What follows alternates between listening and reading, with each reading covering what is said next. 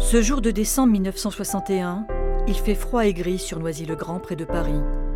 La reconstruction de l'après-guerre n'a pas anticipé la crise du logement que connaît la France depuis de longues années. Ici, la solution d'attente est devenue un bidonville, un camp de misère, lieu de détresse et de colère pour près de 300 familles.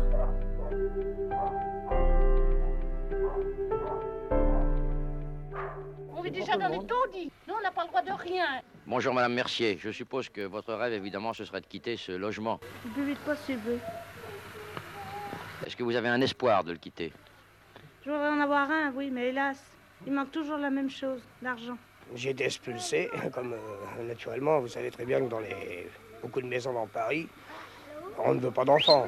Alors je me suis retrouvé ici au début de l'abbé Pierre, croyant être logé, ça fait 7 ans et demi que je suis là. Il faut que ce soir même, dans toutes les villes de France, des pancartes s'accrochent. Il y a bien eu l'appel de l'abbé Pierre.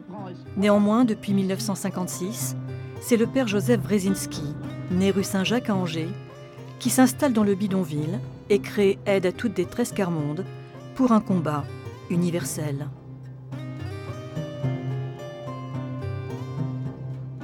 Mon évêque m'a appelé un jour, il me dit il y a plusieurs prêtres qui sont venus, ils n'ont pas pu y rester, les familles les ont chassés. Et alors là, bien sûr, quand je suis arrivé dans ce camp, tout de suite, j'ai dit mais ces gens qui sont là, ils n'en sortiront jamais.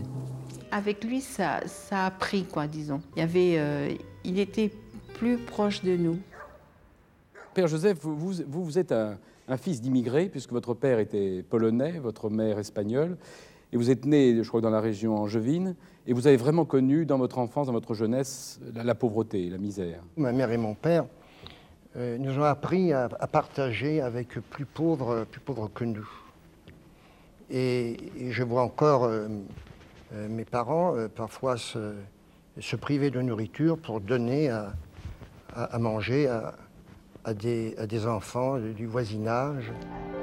Avec une armée de volontaires, il va déculpabiliser et rendre leur dignité aux exclus. On ne fait pas l'aumône, on responsabilise. Face à 5% d'analphabètes en France, il invente le mot illettrisme et lance un défi, que dans 10 ans, il n'y ait plus un seul illettré dans nos cités, un défi toujours d'actualité. Il dénonce les carences de l'État face à la misère et réclame une loi.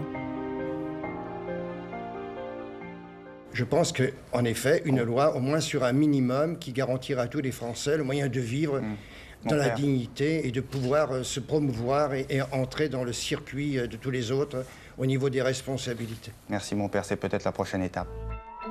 Le 17 octobre 1987, place du Trocadéro à Paris, plus de 100 000 personnes inaugurent la journée du refus de la misère. Elle deviendra mondiale en 1992. Le père Joseph Wresinski meurt le 14 février 1988. Le projet de loi d'orientation dans la lutte contre les exclusions est donc adopté. Le 29 juillet 1998 est donc votée la loi contre l'exclusion, en présence de Geneviève Antonios de Gaulle, présidente d'ATD Quart-Monde. Cette loi permet l'accès aux droits humains fondamentaux aux plus pauvres. Cela a été le combat de toute la vie du père Joseph et il reste encore beaucoup à faire.